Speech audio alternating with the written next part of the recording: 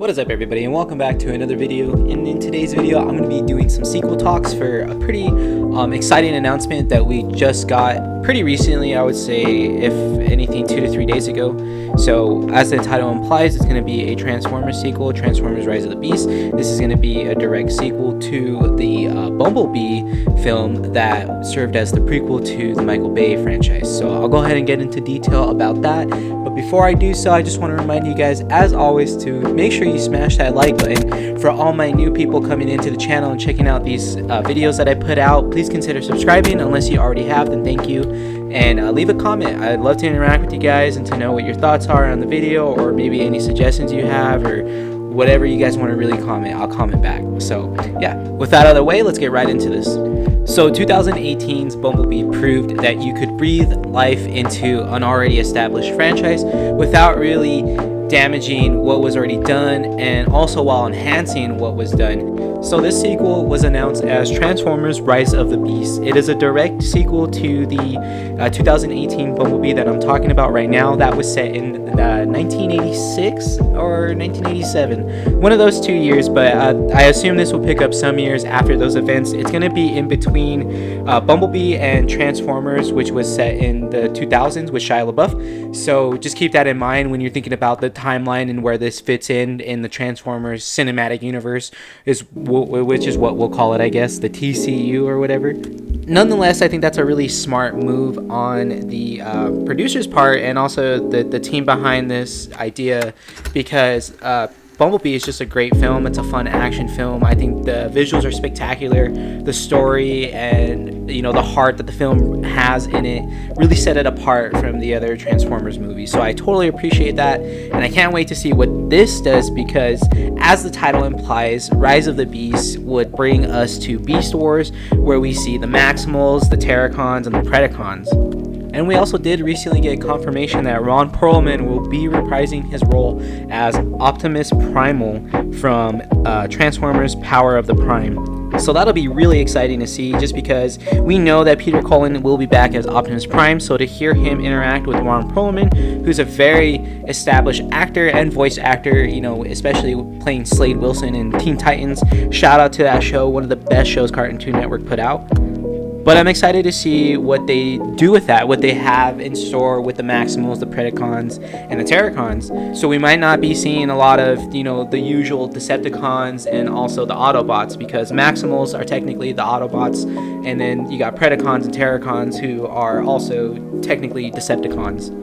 I think the thing that is a little worrisome for me, at least while I was kind of looking up some facts about this film, is that the director Travis Knight is not returning, and the writer Christina Hodson for Bumblebee, she's not going to be returning to write this sequel.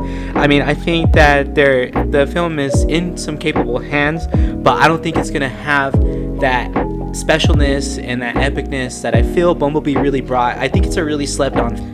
But I mean, it makes sense, Christina Hodson was busy writing The Flash, and that's currently filming right now. So, I mean, she has a lot on her plate. But I think that there was 2 films being written and that was announced January 2020. And so this is actually going to be one of the films that was picked up. The script is written by Joby Harold, and it's going to be directed by Stephen Cable Jr., who actually went on to direct the Creed sequel, which I have yet to check out, but I loved Creed and I heard nothing but great things about Creed. So let's see what he can bring to this sequel, and let's see how it holds up in the long run, because I mean, it is kind of a big deal that they even greenlit a sequel for Transformers. Consider that it died off pretty quickly up until 2018 with Bumblebee coming out.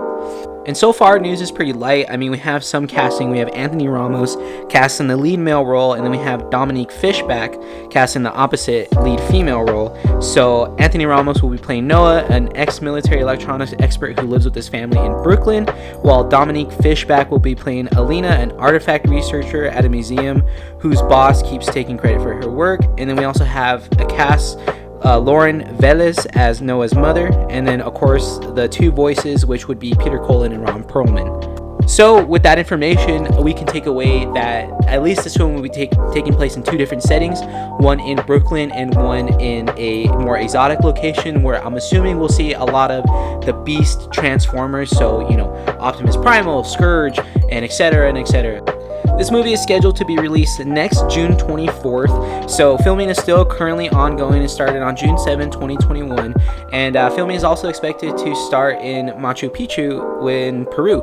So like I said earlier, we can expect it to take place between two different settings, one with the ex-military character story and also one with the researcher story. Plus, you know, the Autobots being Optimus Prime, maybe some others, maybe we'll see a Decepticon or two. I'm not entirely sure what they have in store, but I do have high hopes for this.